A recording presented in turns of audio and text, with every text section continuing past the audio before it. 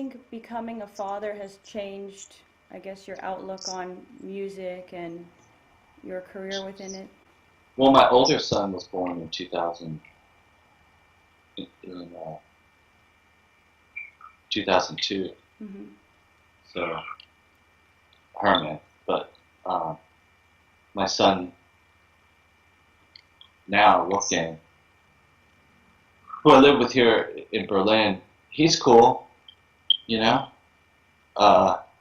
Those kids are going to be stoked in a certain respect because I'm leaving all my copyrights to them.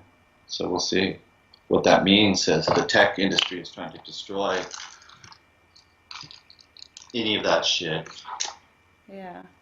I know I watched a different interview of yours where you were saying that you don't like CDs or you prefer records and more tangible things. Yeah. Records being more tangible compared with, let's say, digital music or CDs even. Okay, people like to buy the records, Mm-hmm. the vinyl, so I make them, you know, and I make these. So it's cool because it supports people.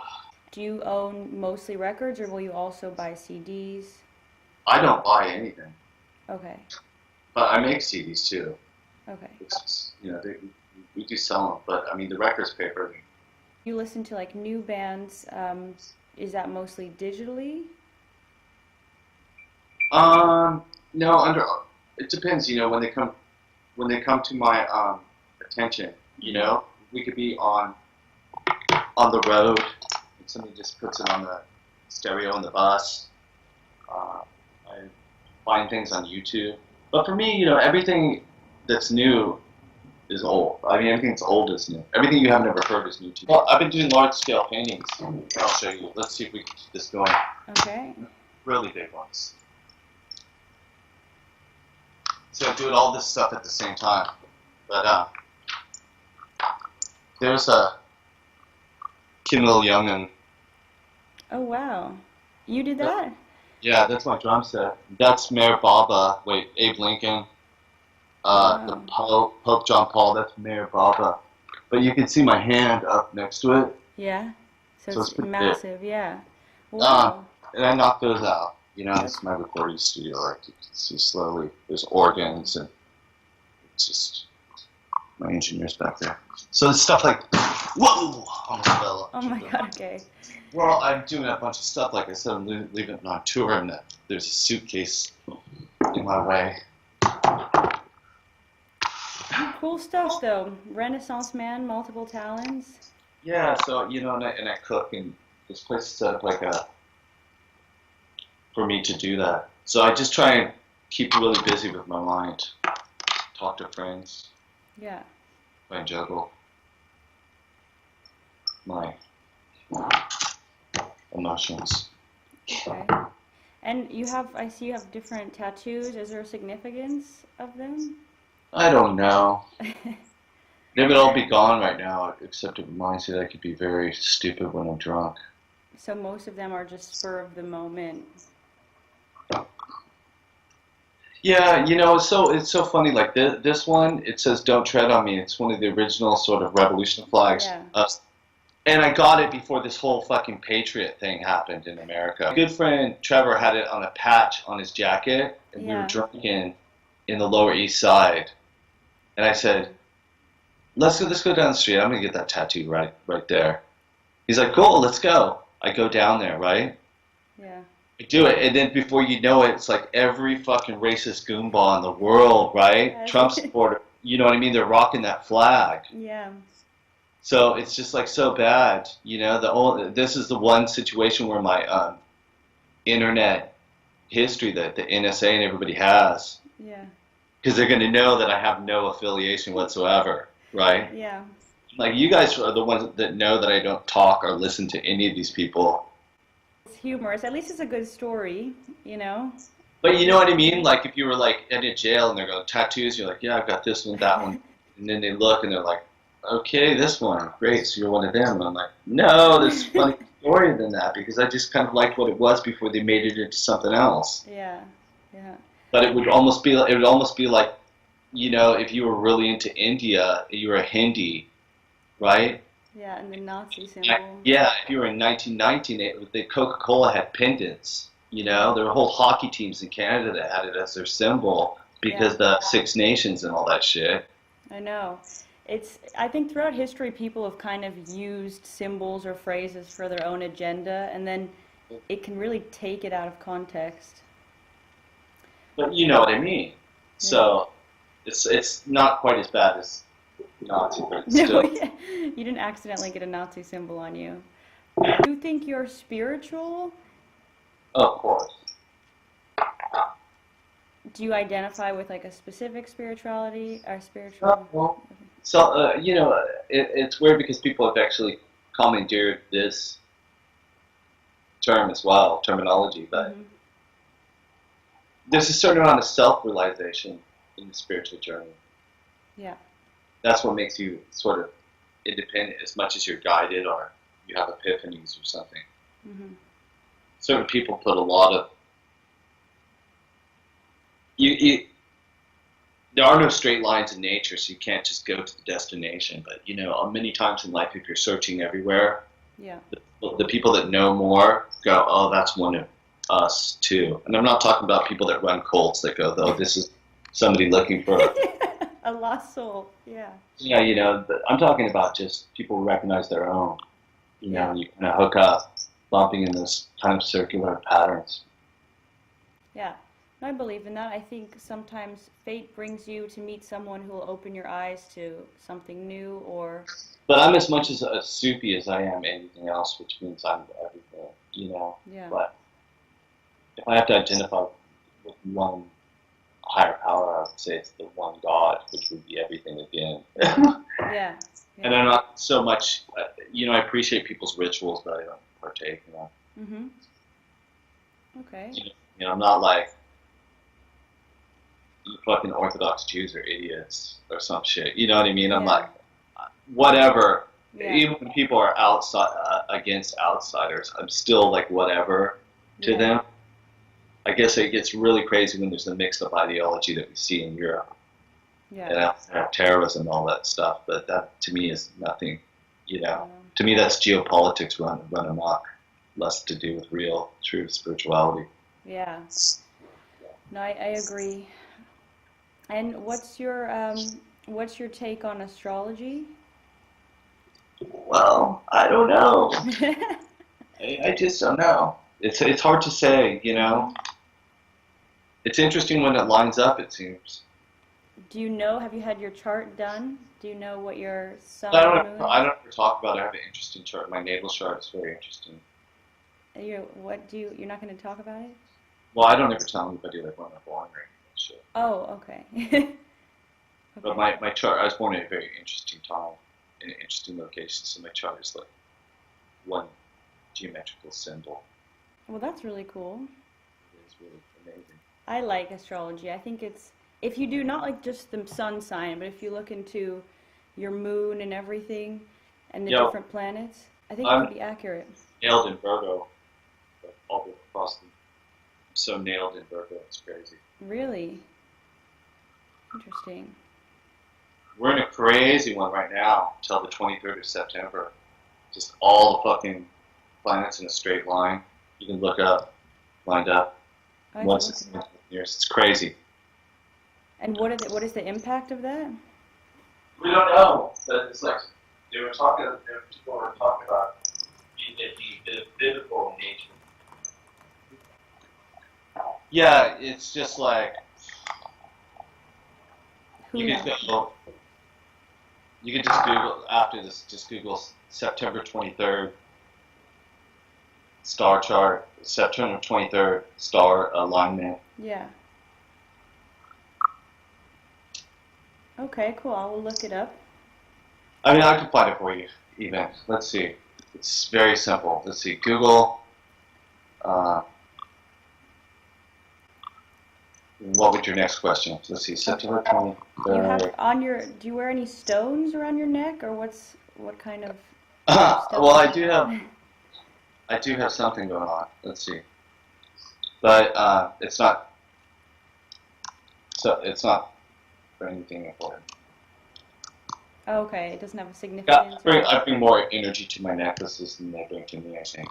Yeah, it could be. I mean, you feel it. This one. Okay, here we go. Supposedly, copy image. Let's see. I'm gonna have to find this. And it'll be in your sidebar. They're all in a straight fucking line, though. All the planets and the sun and the moon. Oh, how weird. Mm-hmm. And Virgo, Leo. Some revelation, foretold in Revelation. Huh. We'll have to see what that brings. Well, it's been going for quite a little bit, so we'll see. Oh, yeah? Started in May. Talked about spirituality and, yeah, your overview of life. What do you think, then, is the meaning of life? The meaning of life is to make life meaningful. Yeah. And for everyone, it could be a different interpretation of what that is. Well, there's a certain amount of nature that goes into things. But you can't really go against nature because that's part of nature too. Mm-hmm. So, architecture is a beautiful thing. It can be. Mm-hmm. But in people, I think it's beautiful when people are... One of the most beautiful things, although it's tragic, is when you see people that are total fuckers and they make some kind of giant growth transition. It could be anything. Shitty teenager becomes a beautiful adult. Mm-hmm. Do you know what I mean? It could be anything. Yeah. When you see that, somebody like turn themselves around from being self-centered into being like some loving, generous person. Yeah. That stuff is cool to me. Do you have any specific authors or books that you get insight from? Or that maybe influences your music or how you think? Or On that, I've just been sort of working on it my whole life. So I just think reading is really important. I specifically, it's interesting, I specifically have been interested in nonfiction and esoteric shit. mm-hmm. But because I find it fascinating, like much more freaky than a lot of stuff. But then people do write some amazing fiction, so. Yeah. Some of the daydreamers. Like when you think about like Philip K.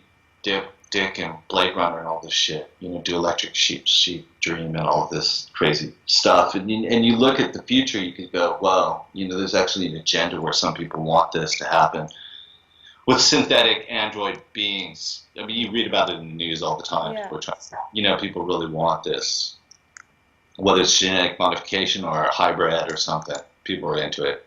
So there was the documentary made, Yeah.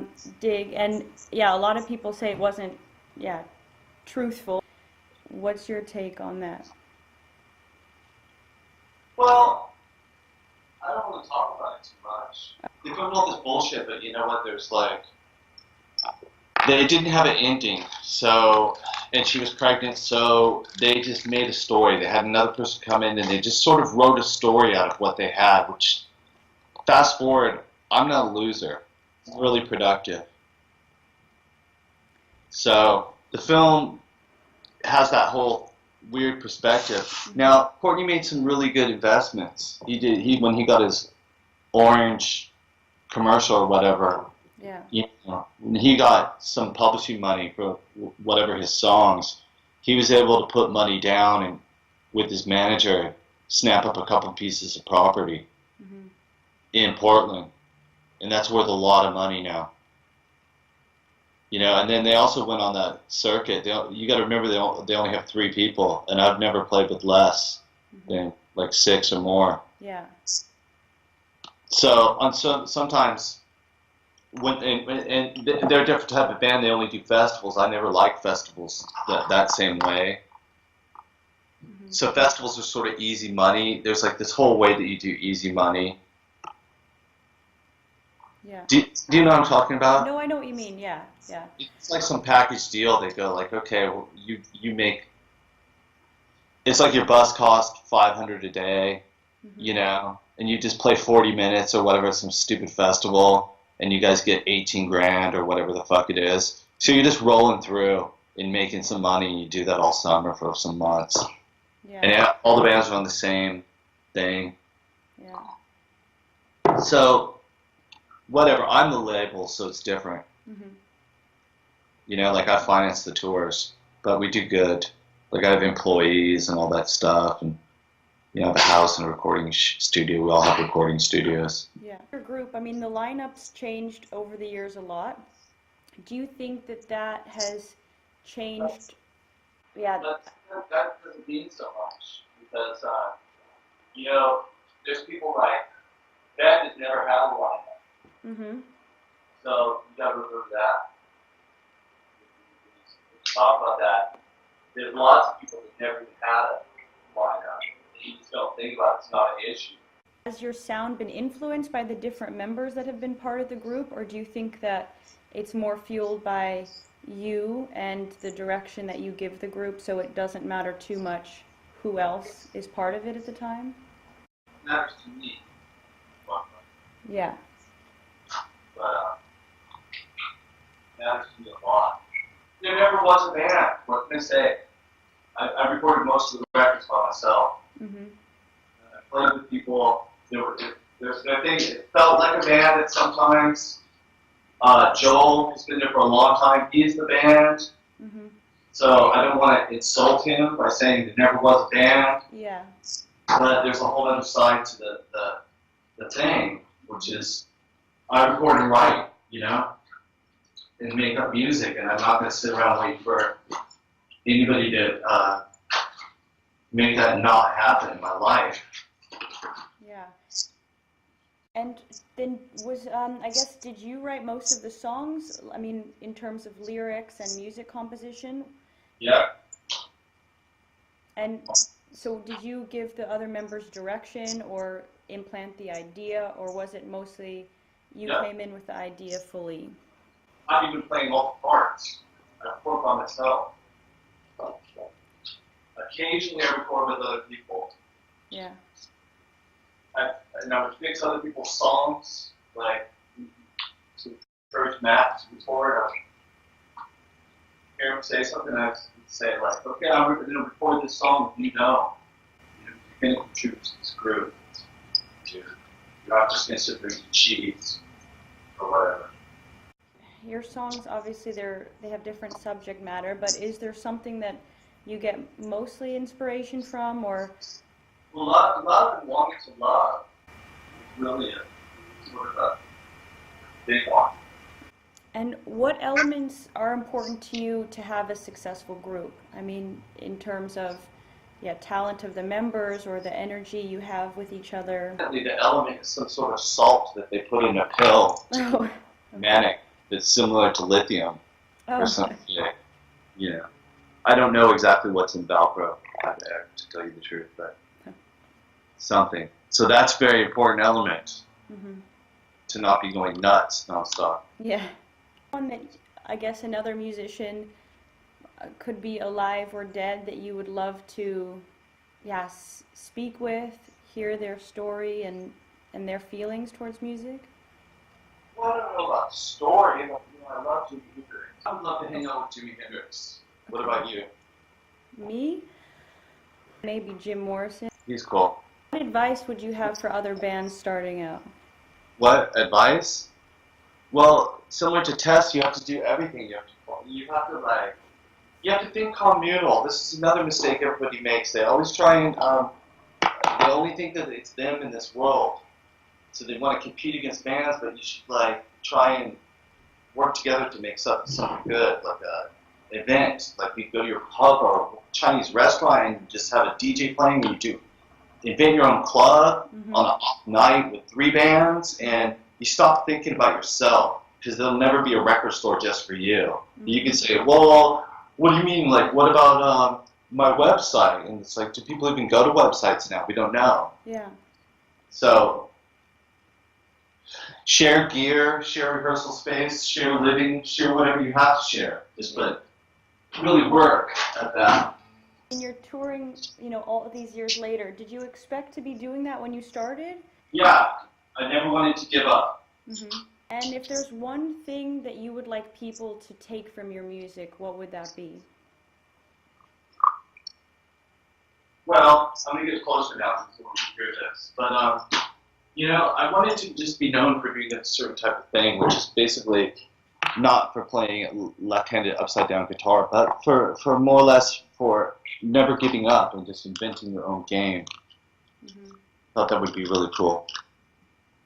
Cool. Okay, well then I think I'll leave you so you can... I'm sorry to be rude. No, we've talked for an hour, so it was definitely insightful, and I'm grateful for the opportunity. Oh, thank you.